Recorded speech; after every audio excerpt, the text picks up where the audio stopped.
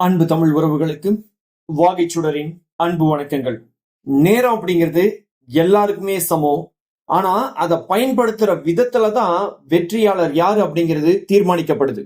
இன்றைக்கான 24 மணி நேரத்தை நீங்க சரியா பயன்படுத்திக்கிட்டு இருந்தீங்களா? யோசிச்சு பாருங்க. ஒவ்வொரு நிமிஷமும் உங்களை உங்க இலக்கை நோக்கி நெருக்கமா கொண்டு போய்கிட்டே இருக்கு. மற்றவர்கள் ஓய்வெடுக்கும் போது நீங்க உழைப்பதுதான் உங்க வெற்றியான அடையாளம். உங்களோட முழு நேரத்தையும் இந்த படிப்புல முதலீடு செய்யுங்க. நேரம் தப்பித்து போகிறதுக்கு முன்னாடி உங்களோட கனவை பிடிச்சுக்கோங்க. நம்ம வாகைச்சுடர் சேனல்ல நம்ம தொடர்ந்து வீடியோஸ் போட்டுக்கிட்டு இருக்கோம்.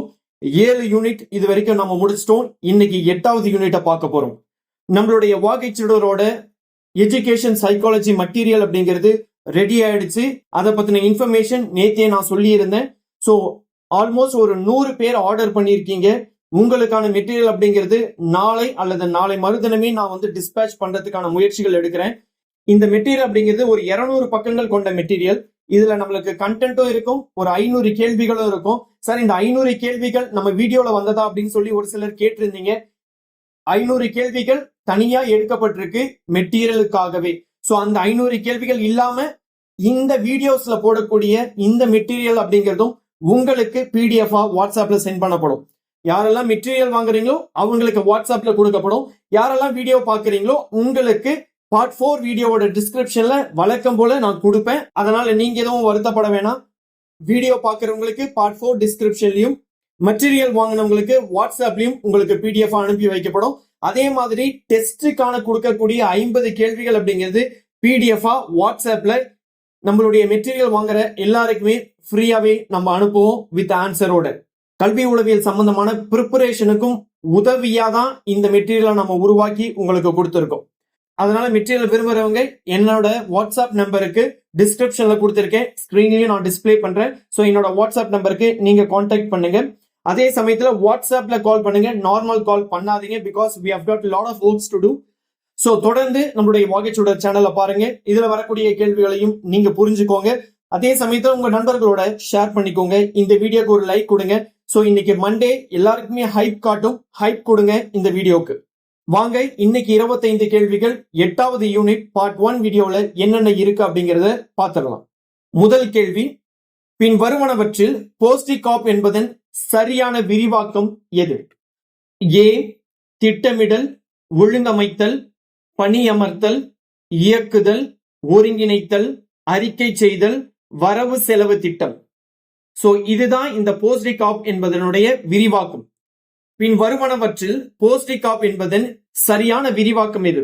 திட்டமிடல், ஒழுங்கமைத்தல், பணியமர்த்தல், இயக்குதல், ஒருங்கிணைத்தல், அறிக்கை செய்தல், வரவு செலவு திட்டம். Which of the following is a correct expansion of போஸ்டிகாப்? Planning, organizing, staffing, directing, coordinating, reporting and budgeting. So இதனுடைய ஷார்ட் ஃபார்ம் தான் POSDCRB தான் போஸ்டிகாப் அப்படின்னு நம்ம சொல்றோம். இரண்டாவது கேள்வி, லூத்தர் குலிக் போஸ்டிகாப் கட்டமைப்பை எந்த ஆண்டு அறிமுகப்படுத்தினார்? 1937.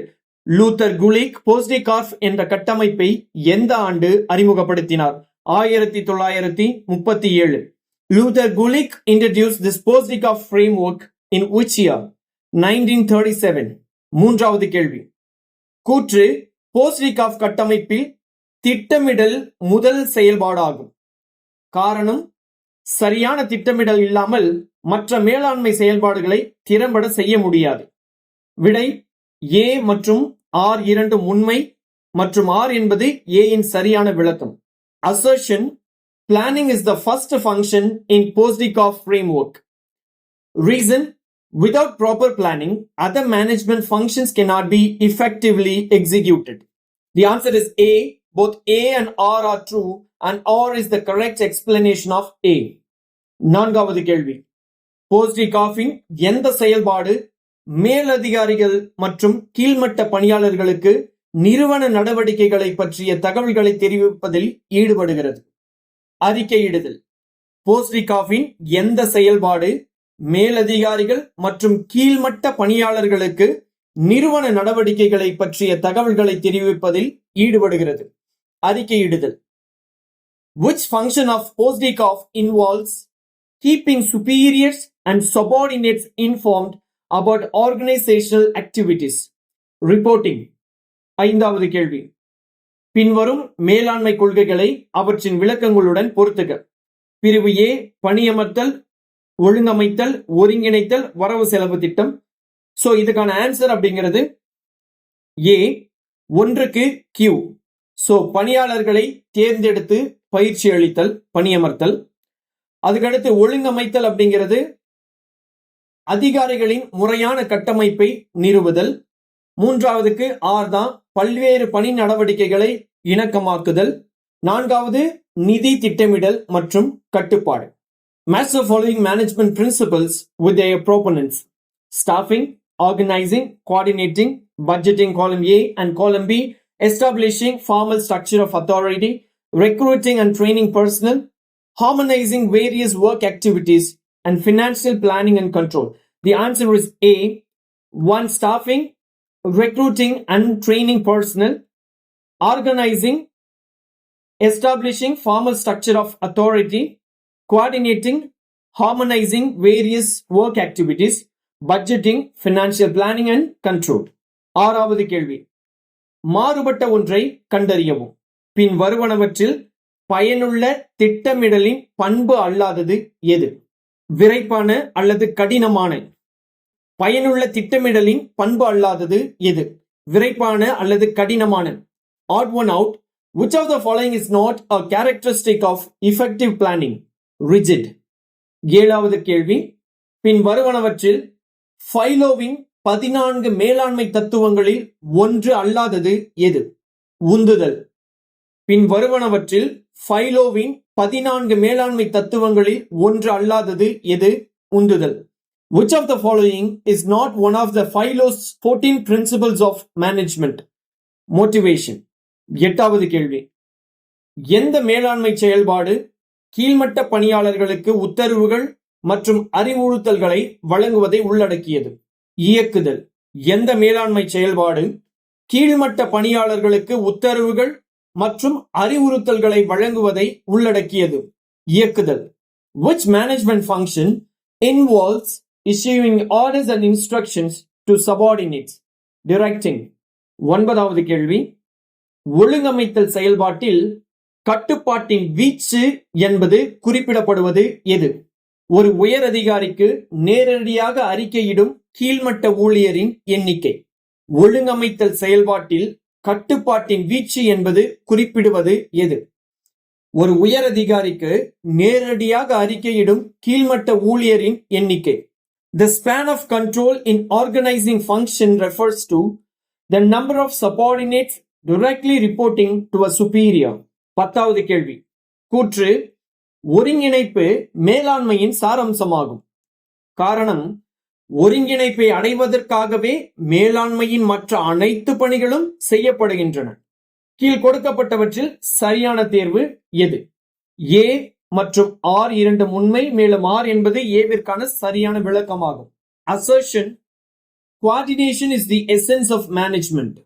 Reason: all other functions of management are performed to achieve coordination. The answer is A. Both A and R are true and R is the correct explanation of A. 11வது கேள்வி. ஃபைலோவின் கூற்றுப்படி வேலை பகிர்வு கொள்கை எதை குறிக்கிறது? செயல்திறனை அதிகரிக்க மேலாளர்கள் பணியாளர்களின் நிபுணத்துவத்தின் அடிப்படையில் வேலையை பிரிக்க வேண்டும். ஃபைலோவின் கூற்றுப்படி வேலை பகிர்வு கொள்கை எதை குறிக்கிறது? செயல்திறனை அதிகரிக்க மேலாளர்கள் பணியாளர்களின் நிபுணத்துவத்தின் அடிப்படையில் வேலையை பிரிக்க வேண்டும். According to Philo, the principle of division of work implies that managers should divide work based on workers' specialization to increase efficiency. 12வது கேள்வி. போஸ்டிகாப்பில் உள்ள இயக்குதல் என்ற செயல்பாட்டை பின் வருவனவற்றுள் எது மிகச் சரியாக விவரிக்கிறது? கீழ் பணிபுரிபவர்களை ஊக்கப்படுத்துதல் மற்றும் வழிநடத்துதல்.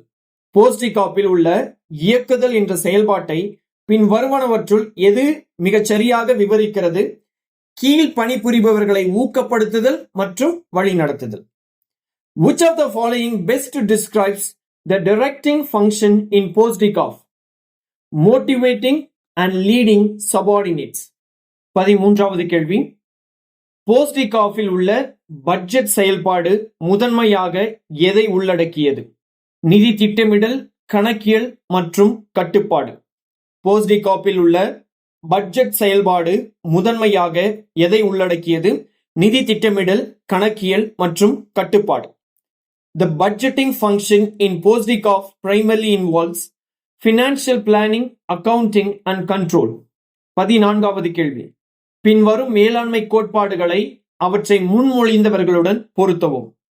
போஸ்டிகாஃப், அதிகாரத்துவம், அறிவியல் மேலாண்மை, நிர்வாக மேலாண்மை. இதுக்கு சரியான விடை ஏ. போஸ்டிகாஃப் அப்படிங்கிறது லூதர் குலிக் அப்படிங்கிறவர் கொடுத்தாரு. அதிகாரத்துவம் அப்படிங்கிறது மேக்ஸ் வெப்பர் சொன்னது.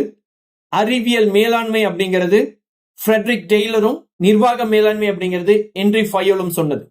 Match the following management principles with their proponents. Column A, Postdikov, bureaucracy, scientific management, administrative management. The answer is A, 1Q, Postdikov, Luther Kulik, bureaucracy, Max Weber, scientific management, Frederick Taylor, and administrative management, Henry Fayol. 15வது கேள்வி. ஒழுங்கமைப்பின் எந்த அம்சம் தொடர்புடைய செயல்பாடுகளை ஒன்றாக குழுப்படுத்துவதை உள்ளடக்கியது? துறைமயமாக்கல். ஒழுங்கமைப்பின் எந்த அம்சம் தொடர்புடைய செயல்பாடுகளை ஒன்றாக குழுப்படுத்துவதை உள்ளடக்கியது? துறைமயமாக்கல். Which element of organizing involves grouping related activities together? Departmentalization. 16வது கேள்வி. பொருந்தாததை கண்டறிக. திட்டமிடல் செயல்பாட்டில் இல்லாத படிநிலை எது? சி. செயல்திறன் மதிப்பீடு. பொருந்தாததை கண்டறிக. திட்டமிடல் செயல்பாட்டில் இல்லாத படிநிலை எது? செயல்திறன் மதிப்பீடு. Odd one out. Which is not a step in the planning process? Performance appraisal. 17வது கேள்வி. அறிக்கையிடல் செயல்பாடு எந்த முதன்மை நோக்கத்திற்கு உதவுகிறது? தகவல் தொடர்பு மற்றும் கட்டுப்பாடு இரண்டும். அறிக்கையிடல் செயல்பாடு எந்த முதன்மை நோக்கத்திற்கு உதவுகிறது? தகவல் தொடர்பு மற்றும் கட்டுப்பாடு இரண்டும். The reporting function serves which primary purpose? Both communication and control. 18வது கேள்வி. பின் வருவனவற்றில் எது போஸ்டிகாஃப் கட்டமைப்பின் குறைபாடு ஆகும்? மேலாண்மைக்கான இயந்திரத்தனமான அணுகுமுறை. பின் வருவனவற்றில் எது போஸ்டிகாஃப் கட்டமைப்பின் குறைபாடு ஆகும்? மேலாண்மைக்கான இயந்திரமான அணுகுமுறை. Which of the following is a limitation of the Postdikov framework? Mechanistic approach to management. 19வது கேள்வி. கூற்று பணியமர்த்தல் என்பது பணியாளர்களை ஆட்சேர்ப்பு செய்வதை மட்டுமே உள்ளடக்கியது. காரணம் நவீன பணியமர்த்தல் என்பது ஆட்சேர்ப்பு, தேர்வு, பயிற்சி மற்றும் மேம்பாடு ஆகியவற்றை உள்ளடக்கியது. இதுக்கு சரியான விடை டி. ஏ தவறு ஆனால் ஆர் சரி. Assertion staffing involves only recruitment of personnel. Reason modern staffing includes recruitment, selection, training and development. The answer is D. A is false but R is true. 20வது கேள்வி. ஒருங்கிணைப்பு செயல்பாடு எதை அடைவதை நோக்கமாக கொண்டுள்ளது? செயல் ஒற்றுமை. ஒருங்கிணைப்பு செயல்பாடு எதை அடைவதை நோக்கமாக கொண்டுள்ளது? செயல் ஒற்றுமை. The coordinating function aims to achieve unity of action. 21வது கேள்வி. உண்மையான செயல்திறனை திட்டமிடப்பட்ட செயல்திறனுடன் ஒப்பிடுவது எந்த மேலாண்மை செயல்பாடு? கட்டுப்படுத்துதல் அறிக்கையிடலின் ஒரு பகுதி. உண்மையான செயல்திறனை திட்டமிடப்பட்ட செயல்திறனுடன் ஒப்பிடுவது எந்த மேலாண்மை செயல்பாடு? கட்டுப்படுத்துதல் அறிக்கையிடலின் ஒரு பகுதி. Which management function involves comparing actual performance with planned performance? Controlling, part of reporting. 22வது கேள்வி. செயல்திறனுக்காக ஒரு பணியாளரின் பணி பாதுகாப்புக்கு உத்தரவாதம் அளிக்க வேண்டும் என்று கூறும் மேலாண்மை கொள்கை எது? பணியாளர்களின் பதவிக்கால நிலைத்தன்மை. செயல்திறனுக்காக ஒரு பணியாளரின் பணி பாதுகாப்புக்கு உத்தரவாதம் அளிக்க வேண்டும் என்று கூறும் மேலாண்மை கொள்கை எது? பணியாளர்களின் பதவிக்கால நிலைத்தன்மை. Which principle of management states that an employee's job security should be guaranteed for efficiency, stability of tenure of personnel? 23வது கேள்வி. இந்தியாவில் கல்வி மேலாண்மையின் அமைப்பு எத்தனை மட்டங்களில் செயல்படுகிறது? 4 மட்டங்களில். இந்தியாவில் கல்வி மேலாண்மையின் அமைப்பு எத்தனை மட்டங்களில் செயல்படுகிறது? 4 மட்டங்களில். இது 5 மட்டங்கள் அப்படின்னு நம்ம சொல்ல முடியும். Central level, state level, district level, block level and school level அப்படின்னு நம்ம சொல்லலாம். So block level mostly consider பண்றதுல அப்படின்னு பார்க்கும்போது நமக்கு central level, state level, district level and school level. The structure of educational management in India operates at how many levels? 4 levels. 24வது கேள்வி. இந்தியாவில் மத்திய மட்டத்தில் கல்வி நிர்வாகத்திற்கான உச்ச அமைப்பு எந்த அமைச்சகம்? கல்வி அமைச்சகம், முன்பு மனிதவள மேம்பாட்டு அமைச்சகம்.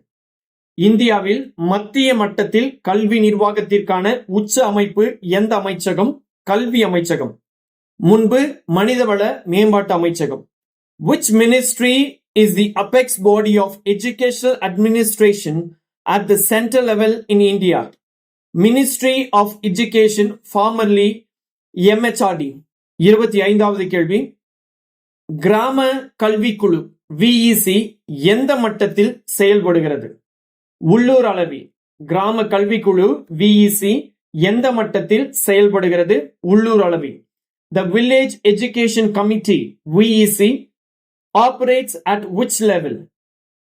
Local level. So இப்போதைக்கு தமிழ்நாட்டில இருந்து பார்க்கும்போது இன்னொரு அமைப்பும் நமக்கு இருக்கு. உள்ளூர் அளவில் SMC அப்படின்னு நம்ம சொல்றோம். அப்படி இல்லைன்னா பள்ளி மேலாண்மை குழு அப்படின்னும் சொல்லலாம். So that's it. இதுதான் இன்னைக்கான 25 கேள்விகள் 8வது யூனிட் பார்ட் 1 வீடியோவில். ஸோ இந்த கேள்விகள் எல்லாத்தையும் நோட் பண்ணிக்கோங்க, புரிஞ்சுக்கோங்க. இதற்கு மேல வரக்கூடிய எல்லா யூனிட்டுமே ரொம்ப எளிமையா தான் இருக்கும். நீங்க ஈஸியா புரிஞ்சுக்கிற மாதிரி இருக்கும். ஏன்னா நம்மளுடைய அன்றாட வாழ்ல தொடர்புல இருக்கிற மாதிரி இருக்கும். சோ தொடர்ந்து வாகைச்சுடரோட இணைஞ்சிருங்க. கல்வி உளவியல்ல அதிக மதிப்பெண்கள் பெறுறதுக்கு நம்மளுடைய சேனல் உங்களுக்கு கண்டிப்பா உதவியா இருக்கும். உங்க நண்பர்களோட இந்த வீடியோவை ஷேர் பண்ணிக்கோங்க. இந்த வீடியோக்கு லைக் கொடுத்து ஹைப் கொடுங்க. அடுத்த வீடியோவில் சந்திப்போம். நன்றி, வணக்கம்.